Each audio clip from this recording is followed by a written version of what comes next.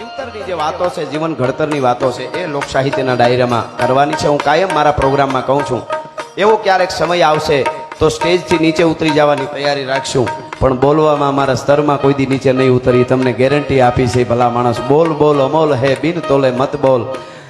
शब्द संभाल के बोलिए, शब्द को हाथ न पावे. एक शब्द है औषधि और एक शब्द है खाओ. એમ શબ્દની જે તાકાત છે, જીવન જીવતાની વાતો છે. એક માણસ ગામડેથી શહેરમાં ગયો જાતો તો, એના ભાઈબંધે કીધું કે મારા હાટુ એક હારો અરીસો લેતો આવજે, આબલું લેતો આવજે, હારો કાચ લેતો આવજે, મોટા જોવાનું, મોટું સારું જોવાય એવું. કે તું જાશો ને ગામમાં બહુ સારા અરીસા મળે એમ એવું સાંભળ્યું. ઓલું કે લેતો આવીશ. વળતા પાછો આવ્યો અને એને ઘરે ગયો, મારી વસ્તુ લઈ આવ્યો તો કે આવી ગઈ, કાંઈ ઘટે નહીં, હાલે. એ હાથમાં દીધી તો રામાયણ હતી. અરે ભાઈ, મેં અરીસો મંગાવ્યો તો, મોટું સારું દેખાય, કાચ, અરીસો, આબલું, અરીસાની વાત હતી. આપણે આ તો રામાયણ છે, સારી વાત છે, પણ મેં અરીસો મંગાવ્યો હતો. તો કે ભાઈ તારે હું જોઉં તું અરીસામાં? કે મોટું દેખાય ને સારું. કે અરીસામાં ખાલી તારું મોટું દેખાય, આ વાંચીએ આમાં તારું આખું જીવન દેખાય. ભલા માણસ, કે જીવન કેમ જીવાય. દીકરીઓને દુઃખ પડે એટલે જાનકીને વાંચી લઈએ તો ખબર પડે કે આવા આપણીમાંથી ક્યાં પડ્યા છે. હજી અભિમાન આવી જાય તો રાવણને વાંચે તો ખબર પડે કે ઓહો હો, આવું તો આપણી પાસે કાંઈ છે જ નહીં. આ તો મહાસત્તા કહેવાતી દુનિયાની. હો, इंद्र ने भागी जाऊ पड़े. लंका कोट बंका अटंका न शंका को दाम का दमंका, जैसे दुर्ग का चमंका है लगत तमाशा. मोद रावण का वासा, जहाँ घुघर घमंका धीर रंभन धमंका है. लगे शूद्र हल्का शूद्र वासव का वासा, त्यो गहत आकाशा मणि खंभन जमंका है. नारन बनंत सुनी रावण निशान डंका, हर जात बंका सो वाका नाम लंका है.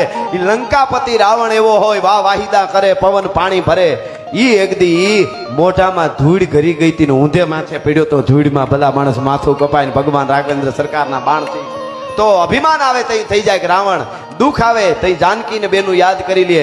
ભગવાન સંઘર્ષની વાત આવે તો રામ લક્ષ્મણ એકલા બે ભાઈઓ વનમાં હોય અને દુનિયાની મહાસત્તા જેવો રાવણ જેની પત્નીનું હરણ કરી જાય, તેથી યુવાધનને એ શીખવાનું છે.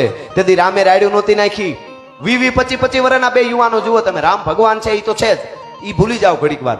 ભગવાન છે એવું ન ભૂલી જાઓ, પણ આપણે વ્યક્તિ તરીકે જોવો દેશનો યુવાન કેવો હોય. આપણે થોડાક દુઃખમાં હરેરી જાય, રાયડું નાખવા માંડીએ. બે ભાઈઓ 20-22-25 વર્ષના હોય, એની પત્નીને મહાસત્તા હરણ કરી જાય રાવણ જેવો. જેને પોતાને ઉતારવું હોય ત્યાં પ્લેન ઉતરે, લેન્ડિંગ કરે. હો, હજી એવા પ્લેનની શોધ નથી થઈ રાવણ પાસે જે હતું પુષ્પક વિમાન. એવી થાય ભલે આગળ, ઈ ભલે હજી નથી થઈ. આટલું વિજ્ઞાન છે તોય જેને ઉતારવું હોય ત્યાં જ ઉતરે.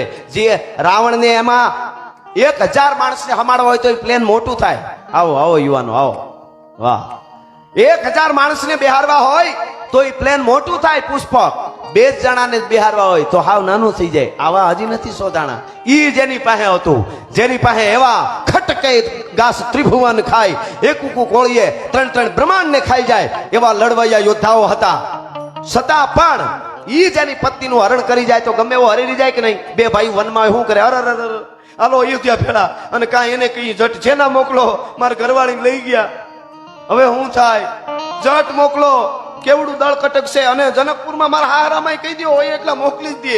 કીધું બે ભાઈઓ જંગલના રીછને વાંદરા ભેળા કરી દરિયાની છાતી માથે પુલ બાંધી લંકા કીધું કે રાવણ તું એક નહીં પણ તારા આખા કુળમાં મારી હામો આવે અને આખા તારા કુળને જીવતો રહેવા દઉં તો દશરથનો દીકરો રાઘવેન્દ્ર નો કહેવા, રામ નો કહેવા. ભલા માણસ, આ ભારતના યુવાનોની તાકાત છે.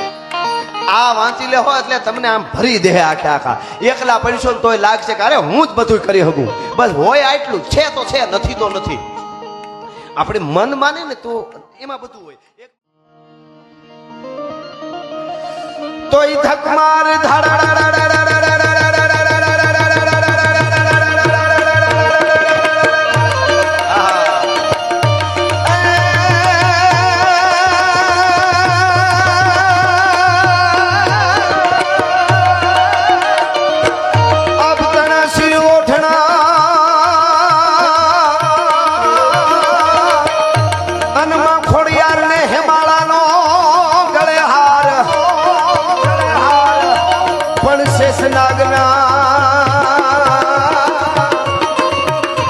માતાજીના પગે હાથલા એ મારી સજતી સજે સણગા.